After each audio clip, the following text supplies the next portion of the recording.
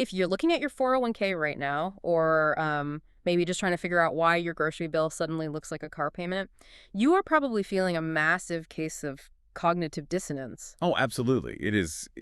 I mean, it's just an incredibly disorienting moment right now. Right. Yeah. Because it is May 8, 2026, and you might literally be sitting in your car right now, having just paid, roughly $4.45 a gallon to fill up your tank. Which hurts. It Really yep, hurts. it does. And you're listening to the radio tell you that the stock market just had another, record-breaking historic day. Yeah, the disconnect is just wild. It is. And you're probably sitting there thinking, am I crazy? Or is the world completely broken? Well, to be fair, to be a consumer or an investor or honestly just a human being trying to pay attention to the news today, the gap between the reality on the ground and the reality on Wall Street it's never been wider. Exactly. And that is why today we have this massive stack of sources in front of us. We're talking macroeconomic data, geopolitical intelligence, corporate earnings from big players, you name it. We've got a lot to get through. We really do. And our mission for this deep dive is to solve this central mystery.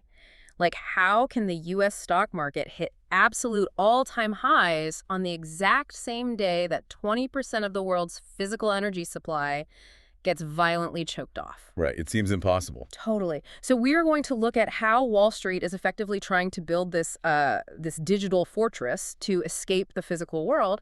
And then we'll look at what that means for the actual physical reality the rest of us have to live in. It's a fascinating dynamic. Okay, let's unpack this. And let's start with what everyone in the financial world is suddenly calling the Great Divergence. The Great Divergence. Yeah, I mean, it really is the only phrase that captures the sheer statistical absurdity of the first week of May here in 2026. Statistical absurdity is a good way to put it. Right. Because on one hand, you have the tech-heavy Nasdaq-100 index. And it didn't just have a good week. It surged past the 29,000 mark for the first time in history. Wow. 29,000. Yeah. And the S&P 500, it hit its third record high in 5 days. It closed right around 7,395. Which, that sounds like an absolute boom time. But then you look at a map of the Middle East, and the Strait of Hormuz, which is basically the absolute jugular vein of global energy, is just effectively closed. Completely paralyzed. Yeah, we have this major geopolitical conflict, an actual naval blockade, and crude oil is just hovering in the stratosphere. It's astronomical. I was looking at Brent crude earlier, and it's sitting well above $100 a barrel, and West Texas Intermediate is right up there too. Yep, hovering right around the same levels. Historically speaking, a war in the Persian Gulf plus $100 oil is supposed to equal a catastrophic market crash, right? That's absolutely. If you open literally any macroeconomics textbook from the last 50 years, that is the exact formula for a recessionary spiral. Right. Energy is the master resource. Exactly. Everything else, like manufacturing, transportation, computing, it all requires energy. Yeah, you can't run a factory without it. No, you can't. So when the price of that master resource spikes violently and, physical supply is threatened by war, inflation skyrockets, the consumer stops spending, and equities typically plummet. Like the oil shocks back in the 70s. Exactly like the 1970s. But that standard reaction just isn't happening right now. Yeah. We are witnessing this fundamental decoupling. A decoupling? Yeah, the digital economy is detaching itself from the physical trade economy. It feels like looking at a split-screen TV. Oh, that's a good analogy. Right. On one side of the screen, you have this utopian sci-fi movie. Artificial intelligence is making everyone wildly rich. Silicon chips are treated like the new gold, and the stock market is just a rocket ship bound for Mars. Yep, the tech dream. But then on the other side of the screen, it's this gritty, terrifying disaster movie. We're talking about the world literally running out of gas, massive naval blockades, soaring food prices, and global supply chains just snapping in half. It's a stark contrast. So my question is, how long can these two screens play at the exact same time before one shatters the other? Well, that split-screen analogy captures the tension perfectly. Yeah. Because what we are witnessing is an epic battle between what analysts call structural tailwinds and geopolitical headwinds. Okay, break that down for me. Structural tailwind. So the structural tailwind, the force pushing everything up, is the artificial intelligence boom. It isn't just hype anymore, right? It's a multi-trillion-dollar recalibration of global technology infrastructure. Right, it's real money being spent. Exactly. Yeah. And then the geopolitical headwind, the force trying to drag the global economy into the abyss, is the physical reality of the Strait of Hormuz closure. And so Wall Street is just picking a side. Pretty much. Yeah. Right now, the market is making a massive collective bet that the digital tailwind is strong enough to completely overpower the physical headwind. Wow. Okay, let's zoom in on that disaster movie screen first, the physical headwind. Because when you read through the details of what is actually happening in the Strait of Hormuz right now, it is It's intense. incredibly volatile. We're talking about a dual blockade, right? Yes. This conflict, which began escalating severely back in late February, Yeah. has essentially paralyzed the most critical maritime choke point on the planet. Right. You have Iranian forces who have declared the strait completely closed to traffic. And on the other side, further east in the Gulf of Oman, the U.S. Navy has established a massive cordon. The wall of steel. Exactly. President Trump has characterized this U.S. naval presence as a wall of steel, and it's explicitly intended to prevent commercial ships from entering or leaving Iranian ports. The logistics of a blockade like this are just mind-boggling to me. Like, there was this one detail in the sources that really stood out. Oh, the storage issue. Yeah. Yes. Iran's onshore oil storage facilities are completely full. They can't export anything because of the blockade, but they can't just easily turn off the wells. No, you can't just flip a switch on an oil well. Right. So they've resorted to using this ancient 30-year-old supertanker called the Nasha. The Nasha, yes. They just have it anchored out off Karg Island, acting as this giant floating metal bucket. They are storing something like 2 million barrels of oil on this one aging ship.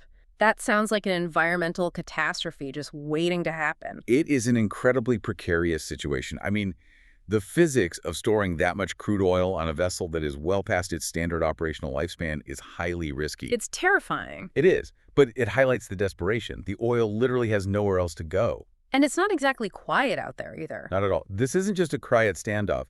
There are active military engagements happening right in the middle of these commercial shipping lanes. Right, like what happened on May 7th.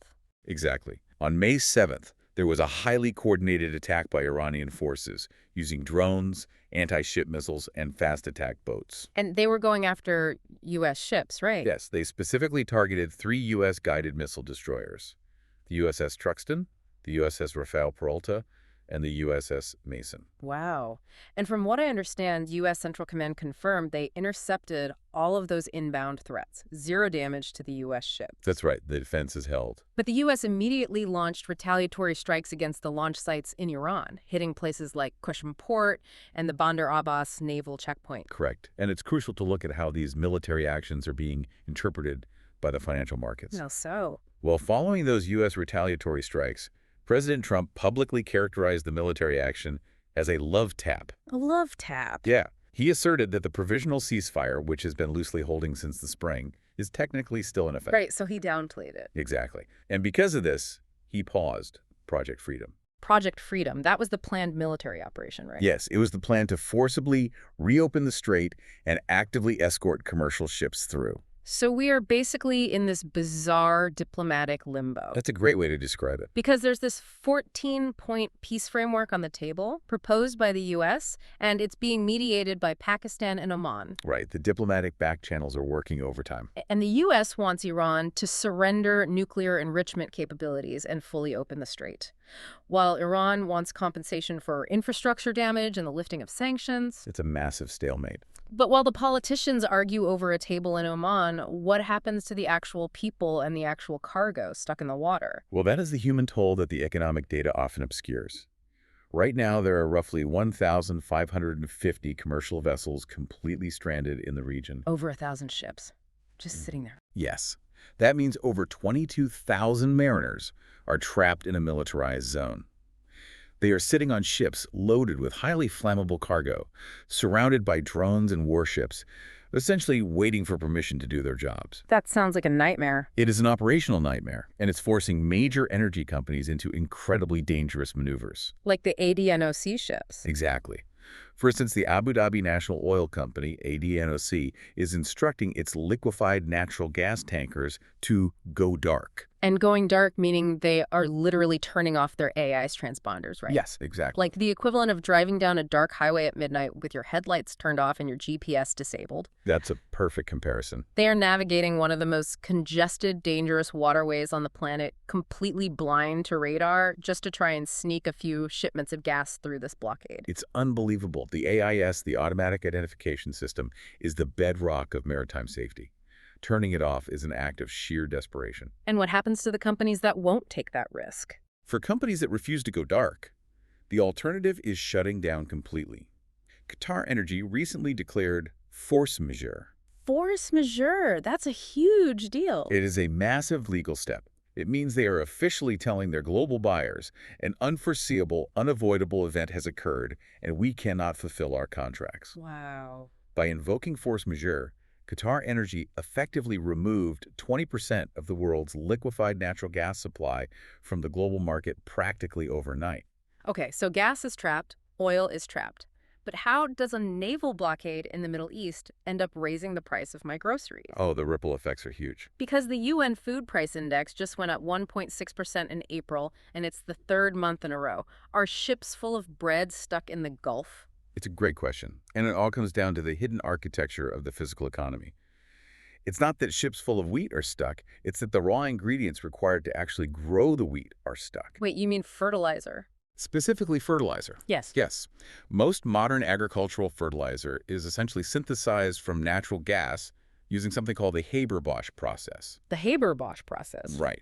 You take natural gas, extract the hydrogen, mix it with nitrogen from the air under extreme heat and pressure, and you get ammonia. And the ammonia becomes the fertilizer. That ammonia becomes the fertilizer that feeds the world. So when 20% of the world's liquefied natural gas gets choked off in the Strait of Hormuz, the price of natural gas spikes. Which means the cost to make fertilizer spikes. When natural gas spikes, the cost to produce fertilizer spikes. Wow.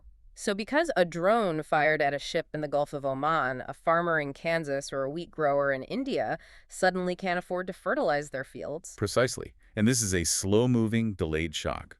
Because fertilizer is so expensive right now, farmers globally are making the economic choice to plant less fertilizer-intensive crops or simply use less fertilizer overall. Which means less food later. Exactly.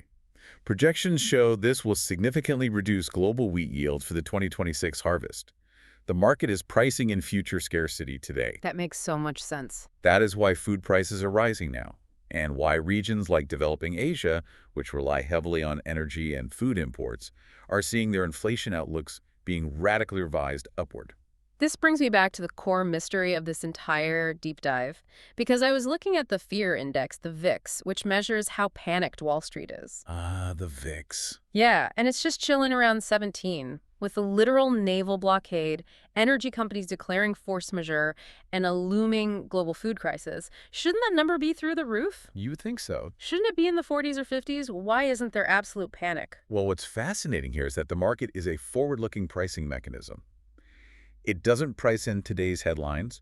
It prices in what it believes the reality will be 6 to 12 months from now. Okay, so what are they assuming? Right now, Wall Street is making two massive assumptions. First, investors are betting that the 14-point peace plan, or some fragile variation of it, will hold. Because of the love tap comment. Exactly. The fact that the Pentagon downplayed the recent skirmishes as a love tap rather than the start of World War III, well, it gave the market permission to breathe. Okay, and the second assumption? Second, the market is heavily relying on the fact that the U.S. economy of 2026 is uniquely insulated. We are the largest producer of oil and natural gas in the world. So we don't need the Strait as much. Right. We don't rely on the Strait of Hormuz the way Europe or Asia does. And that domestic insulation brings us to the sci-fi side of the split screen, the digital fortress. Yes, the other half of the story. Because while the physical oceans are essentially blocked off, Wall Street is furiously pouring money into a completely different reality. Let's look at what's happening with technology companies, because it is staggering. It really is. I saw that Intel stock surged almost 16% in a single day. 15.89% to be exact. And that's kind of single-day jump for a legacy hardware company like Intel is incredibly rare. It wasn't an earnings report, was it? No, it wasn't driven by a standard earnings report. It was driven by reports of a landmark historic manufacturing agreement with Apple. Apple and Intel together again. Yeah, Intel is going to produce specialized, highly advanced silicon chips exclusively for Apple. Right, which completely flips the script. I mean, for the last 30 years, the entire tech industry's playbook was design it in California, build it in Asia. Exactly. Outsourced manufacturing. They relied on these incredibly long, incredibly fragile supply chains across the Pacific Ocean. But this Intel-Apple deal feels like they are saying the physical world is getting too dangerous. We need to build the brains of our computers inside our own borders. That is exactly what they're saying. It is a highly capitalized, aggressive effort to onshore critical technology production. Bring it all back home. If maritime shipping lanes are vulnerable to drone strikes and blockades, you cannot have the most important components of your digital economy sitting on a cargo ship for 3 weeks. Right, you want them manufactured in Ohio or Arizona? Exactly. And it's not just the hardware being brought home, it's the way the hardware is being used. What do you mean? Well, there was another massive deal that caught my eye. Anthropic, which is one of the biggest artificial intelligence startups in the world, just signed a $1.8 billion cloud computing deal with Akamai Technologies. $1.8 billion. Yes. And Akamai stock just exploded up nearly 28% on the news. That's a massive jump. It is.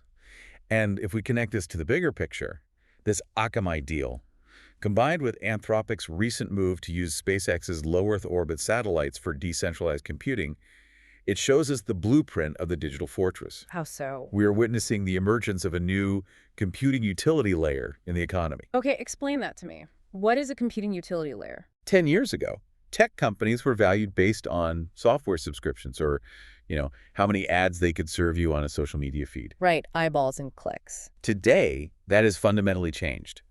Generative AI models, the kind that can write code, discover new drugs, or automate entire corporate departments, they require unimaginable amounts of raw computational power. So they need the hardware. They require massive data centers packed with specialized chips. The companies that are building and maintaining these data centers are no longer just tech companies. They are the new utility providers. Oh, I see. They're the new power grid. I feel like we are seeing the gentrification of the stock market. The gentrification, I like that. Well, think about it. Capital is moving out of the physical industrial neighborhoods that are prone to geopolitical crime-like shipping lanes, oil tankers, and physical retail. Right, moving away from the risk. And that money is moving into these gated, highly secure digital communities of AI infrastructure. Wall Street believes that if you build the foundational layer for artificial intelligence, you are immune to a naval blockade in the Middle East. The gentrification of the stock market is a brilliant way to frame it. The capital is seeking absolute security and predictable growth, and right now it believes it has found that in the digital infrastructure layer. But there's a massive blind spot in this thesis, isn't there? Oh, a huge one. Right, because the digital world isn't actually made of magic clouds, it's made of metal and electricity. Aren't we just trading one massive vulnerability for another? We absolutely are. We are moving away from dependency on Middle East oil, but we are replacing it with an extreme dependency on the power grid. These AI data centers use insane amounts of electricity. And water. Yeah. They use millions of gallons of water just to keep the servers from melting down. Exactly. That is the Achilles heel of the digital fortress. You can build a decentralized cloud-based AI architecture, but those servers reside in massive physical warehouses. They still exist in the real world. They require immense amounts of electricity. They require raw physical materials like copper to transmit the data. In fact, you look at the commodities market, copper prices are up over 2% recently. Just from AI demand. Driven almost entirely by the demand from AI data center construction. So the digital economy hasn't escaped the physical world at all. It has just shifted its diet. Shifted its diet. It consumes copper and electricity instead of maritime shipping lanes and crude oil. And if you're listening to this and you're wondering why this matters to your 401k or your personal savings, it matters because this massive concentration of wealth into AI infrastructure is basically the only thing keeping the broader stock market afloat. It's holding up the whole tent. If you look at the data, the gains aren't spread out. Advanced Micro Devices, AMD, popped almost 9%. Micron Technology jumped almost 14%. The stock market looks healthy, but it's really just a handful of these digital utility companies doing all the heavy lifting. Which brings us to the most visceral, complicated part of this entire deep dive. The human element. Right. How this actually hits people. How does this great divergence between the physical disaster and the digital utopia actually impact jobs, wages, and the daily reality for everyday consumers? Because the macroeconomic data we have here is absolutely full of contradictions. Full of contradictions is an understatement. Let's look at the April 2026 jobs report from the Bureau of Labor Statistics. Yes, the April numbers. Every economist on Wall Street was expecting a terrible number. They predicted maybe 55,000 to 70,000 new jobs, tops, because borrowing money is so expensive right now. Right. Instead, the U.S. economy added 115,000 jobs. A massive beat. But when you look under the hood at where those jobs are actually being created, the story gets really weird. The composition of this job growth is highly telling. The expansion was largely led by healthcare, which added 37,000 jobs. Which is pretty normal. That is somewhat standard. Yeah. Healthcare is always growing as the population ages. But right behind it was transportation and warehousing, which added 30,000 jobs. Wow. And the underlying data specifically notes that these transportation gains were driven almost entirely by domestic couriers and messengers. Wait, so the job growth in transportation is a direct reaction to the physical crisis we just talked about. Exactly. With international shipping completely snarled by the blockade in the Middle East, U.S. companies are frantically hiring domestic couriers, truck drivers, and delivery drivers just to keep their internal supply chains from collapsing. Precisely. It is a panic hiring spree to compensate for the friction in the physical world. But conversely, look at the information sector. Okay, what happened there? This is the sector that encompasses software, tech, and media. In the month where the Nasdaq hit record highs, the information sector shed 13,000 jobs. 13,000 jobs lost in tech. And this isn't a one-off bad month. This marks the 16th consecutive week of contraction for the information sector. Since its peak a few years ago, the sector is down hundreds of thousands of jobs. Okay, here's where it gets really interesting. We just spent 20 minutes talking about how tech stocks like Intel and Akamai are surging. AI is a multi-trillion-dollar boom. Yep. Yet, white-collar tech jobs are vanishing for 16 weeks straight. What is happening here? Is this just companies tightening their belts because interest rates are high? Or is artificial intelligence literally starting to replace the human beings who built it? That is the defining economic debate of 2026. The analysts in these reports refer to this as the labor-technology decoupling. Labor-technology decoupling. Historically, when a sector experienced a massive boom in valuation and revenue, they hired aggressively. Prosperity equaled headcount. Makes sense. More money, more people. But today, we are seeing record profitability and record valuations in the tech sector without corresponding job growth. The productivity gains are being driven by AI integration, software automation, and massive server farms, rather than human labor. So the companies are getting richer, but they need fewer people to do it. No wonder the consumer feels so deeply conflicted. Yeah, the sentiment data is really dark. Look at the University of Michigan Consumer Sentiment Index. It just dropped to an all-time low of 48.2. An all-time low. People are incredibly pessimistic, primarily because, as we mentioned, the national average for gas hit $4.45 this gallon. When it costs you $80 to fill up your Honda Civic, you feel like the economy is collapsing. It hurts every time you pump. But at the exact same time, consumer expectations for future inflation actually fell.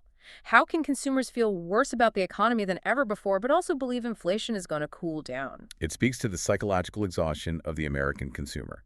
They are being battered by the immediate physical reality of high gas prices and expensive groceries.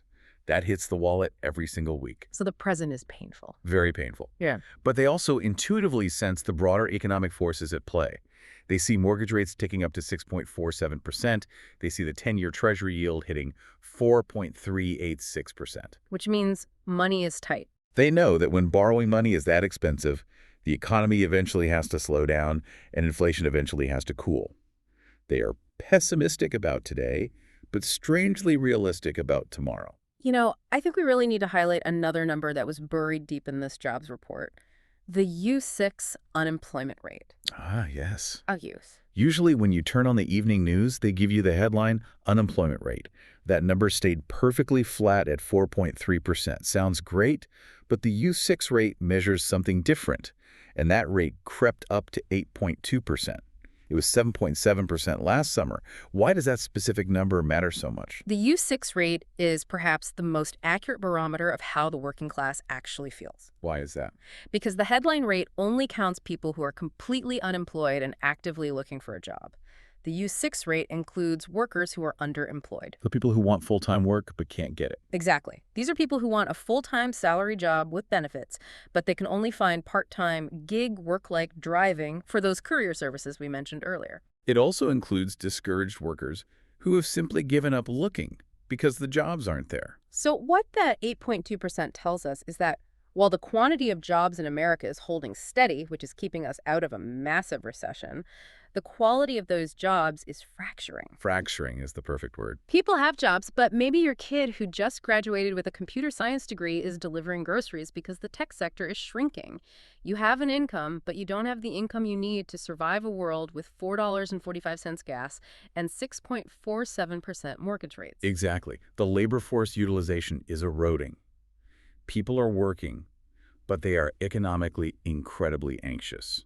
To really crystallize this physical versus digital divide, this whole split screen reality, our sources provided two specific corporate earnings reports from the second quarter of 2026. These are great case studies. And they serve as absolutely perfect microcosms of this entire global paradox. Let's look at the Walt Disney Company first. Okay, let's look at Disney. Under their new CEO, Josh D'Amaro, Disney reported $25.2 billion in revenue. It was a solid beat, a 7% increase year over year. But the internal numbers are wild. The standout metric in the Disney report was their streaming segment. Disney Plus revenue grew by 13%. 13%, wow. And for the very first time, their entertainment streaming margins reached double digits. In the media world, that is a monumental milestone. That's huge. It proves that their long, painful transition from legacy television networks to a digital-first streaming model is finally becoming highly profitable. But, and this is where the physical reality kicks the door, in domestic park attendance dropped by 1%. Right, the physical parks. Disney is literally the entire global economy wrapped into one single earnings report. The theme parks represent the physical economy. Middle-class families are looking at the price of gas, the price of flights, general inflation, and they're saying, we simply cannot afford to fly to Florida this year. It's too expensive. It is too physically expensive. But the streaming service represents the digital economy. It is highly profitable, perfectly scalable, and completely immune to a naval blockade. That is exactly what the Great Divergence looks like at a corporate level. You can stay home and stream a digital asset like Zootopia 2, which the report notes generated nearly $1.9 billion at the global box office, regardless of what the price of oil is doing. Right. You don't need gas for streaming. But getting your family to a physical theme park requires actively participating in a vulnerable, hyperinflated physical economy. Disney is succeeding digitally while slowly bleeding physically. Man. And then we have Coinbase Global, the massive cryptocurrency exchange. Their earnings report is a completely wild ride. It is a very complex report. They posted a massive $394 million net loss. A lot of that was driven by a major decline in the total crypto market cap, which happened when investors got spooked during the initial phase of the Iran conflict and fled to safer assets. Yes, the classic flight to safety. So you look at that headline, almost a $400 million loss, and you think, wow, Coinbase is in trouble. Yes, the headline, net loss, is severe. But the underlying market mechanics reveal something fascinating. Okay, what did they reveal? Despite losing that much money, which, by the way, should be noted, was heavily distorted by a massive $482 million unrealized paper loss on the crypto assets they hold on their own corporate balance sheet. Coinbase actually achieved an all-time high in their trading volume market share. Wait, really? They hit 8.6% dominance in the market. So Coinbase loses nearly $400 million, but their actual dominance over the market goes up. That makes zero sense unless... Are they basically acting like an arms dealer? How do you mean? Like, they don't care if the price of crypto goes up or down as long as people are trading it and they get to collect the toll fee. You're actually hitting on the exact pivot they're making. It is less about retail traders panicking and more about Coinbase fundamentally changing its business model. Ah. They are executing the exact same strategy we discussed with the AI infrastructure companies. Coinbase is aggressively pivoting away from relying on retail spot trading, meaning everyday people trying to get rich buying and selling Bitcoin on their phones. So they are moving away from the retail casino. Exactly. Instead, they are positioning themselves as the foundational infrastructure layer for what they call a tokenized economy. A tokenized economy. They are focusing heavily on institutional derivatives, stablecoins like USDC, and the tokenization of real-world assets. They don't want to be just a casino anymore. They want to be the utility grid for the future of digital finance. Which brings us perfectly to our final major topic for this deep dive, the changing rules of money. This is where it all comes together. Because it isn't just tech bros and crypto startups looking at tokenization anymore. The central banks, literally the most traditional conservative financial institutions on Earth, are actively preparing for this exact digitized future. They absolutely are. The sources highlighted a highly significant speech recently given by Federal Reserve Governor Lisa D. Cook in Dakar, Senegal. Governor Cook's speech is a massive signal to the financial markets. She focused heavily on the profound potential for tokenization to completely reshape the global financial system. Did she define what she meant by tokenization? She defined tokenization quite clearly. It is the process of representing claims on real assets as digital tokens on programmable ledgers. Okay, so putting real stuff on a blockchain. Essentially, yes. And the scale of this adoption is already immense. Research from the Fed itself indicates that the market capitalization for tokenized assets in the U.S. has more than doubled over the last year alone, reaching approximately $25 billion. 25 billion. And the craziest part is what they are tokenizing. The largest category of those assets isn't some speculative internet coin, it's government bond funds. Yep, traditional treasuries. The absolute bedrock of the traditional financial system is being quietly moved onto blockchains. But why? Why is the Federal Reserve suddenly so interested in programmable ledgers? But a word, speed. Speed? But more accurately, it's about automation. In an era of extreme geopolitical volatility. Think about the physical crisis we've been discussing. Right, the Strait of Hormuz. When a drone strikes a ship in the Gulf of Oman, global risk gets rewritten in an instant. The traditional banking system, with its rigid business hours, manual clearinghouses, and layers of human compliance officers, is simply too slow to react. So it's just outdated. It is. Programmable ledgers allow for the instant, automated execution of complex financial actions, like margin calls or collateral substitutions, during a sudden financial shock. The system can instantly settle and balance accounts without a single human intervention. Okay, let's break that down with an analogy. Think of a programmable ledger, like a massive global vending machine. A vending machine, okay. In the old system, if a bank needed to pull collateral from a client during a sudden market crash, it required lawyers, emails, phone calls, and humans signing off. It takes days. Yes, very manual. On a blockchain, the smart contract is the vending machine. The moment the market drops past a certain mathematical point, the machine automatically executes the trade.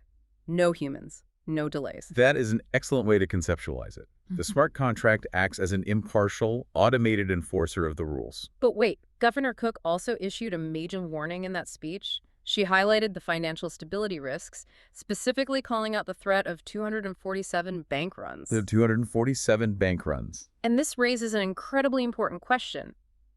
If all these assets are tokenized and they are trading constantly on a blockchain, doesn't that just pour gasoline on the fire during a geopolitical crisis? It's a huge risk. I mean, if a missile flies in the Middle East at 3:20 a.m. on a Sunday, a fully tokenized automated market could instantly trigger a massive cascading sell-off. The vending machine just starts dumping everything automatically before a single human regulator is even awake to step in and say, wait, this is a panic, let's pause trading. That is the exact systemic risk the central banks are desperately trying to model right now. You gain incredible efficiency, you gain perfect transparency, but you completely remove the friction. And friction is sometimes a good thing. Exactly. Sometimes, friction is the only thing that prevents a localized panic from becoming a global financial contagion. And this push toward a radically new technological system is happening at the exact moment that central banks are facing unprecedented political pressure. Right. The reports mention a stark warning from European Central Bank member Isabel Schnabel.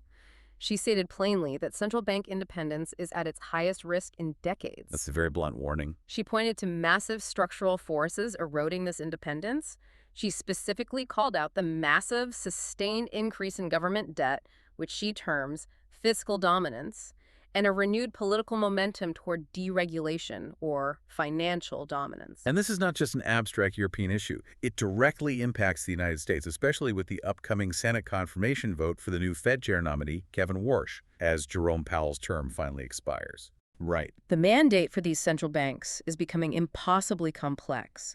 They are trying to carefully navigate a transition to digitized finance while simultaneously managing stubborn supply-side inflation caused by physical wars, all while trying to defend their independence from politicians who desperately want lower interest rates simply to service massive national debts. That's a lot of spinning plates. Look at the Bank of England. They are currently in a state of de facto tightening just by holding their rates steady at 3.75%. They are trying to balance a weakening physical economy against the unavoidable inflation radiating out of the Hormuz blockade. It is a dizzying, terrifying balancing act. So what does this all mean for us? Well, it means we have to reevaluate how we look at the news. Right. As we look toward the second half of 2026, the global economy is going to be defined entirely by navigating this incredibly wide, incredibly volatile chasm. The two different realities. Exactly. On one side of the chasm, you have the highly vulnerable physical trade economy. It is battered by geopolitical headwinds, energy blockades, rising food costs, and a labor market that is leaving the middle class behind. And then the other side. Right. On the other side of the chasm, you have this booming, highly concentrated, AI-driven digital economy. It's a world of programmable ledgers, automated infrastructure, and structural tailwinds that are pushing indices like the Nasdaq to absolute record highs. And recognizing this split-screen reality is the absolute key to understanding the daily news cycle. Absolutely. When you see a headline about massive job losses in the tech sector printed right next to a headline about Intel surging 16%, it isn't a typo. It is the labor technology decoupling in real time. Right. When you see consumer sentiment plunging to record lows while stock portfolios soar to record highs, it is because capital is actively fleeing the vulnerable physical world and seeking shelter in the walled garden of the digital infrastructure layer. So it all actually makes sense. The seemingly contradictory headlines make perfect sense when you realize we are actively, painfully transitioning between these two distinct economic realities. We are rapidly, almost frantically, building a highly efficient, tokenized, AI-driven digital utopia. The algorithms are getting smarter by the minute, the silicon is getting faster, and the financial ledgers are going to be programmable 24/7. It's an incredible technological achievement. But we have to remember one inescapable truth. That entire flawless, untouchable digital world still relies on physical servers sitting in massive concrete data centers. It relies on hardware. It relies on thousands of miles of physical copper wires, and most importantly, it relies on the massive, vulnerable physical energy grids required to power it all. Which brings us right back to where we started. Exactly. So I will leave you with this final thought to mull over as you watch the news this week. What happens to our flawless digital economy when the physical world it lives on simply runs out of fuel?